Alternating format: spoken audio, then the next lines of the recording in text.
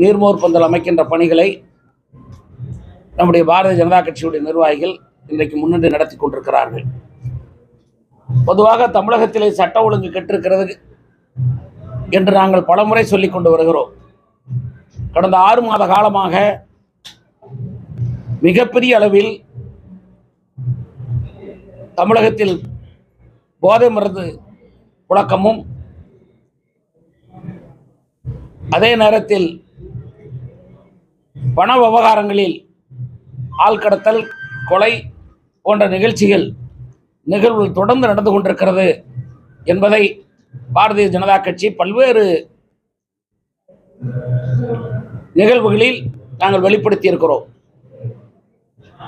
ஆனால் எருவு மாட்டு மேல மழை பெய்தது போல கொஞ்சம் கூட சுரணையற்ற அரசாக தமிழக அரசு செயல்பட்டு கொண்டிருக்கிறது. அதற்கு உதாரணம் தான்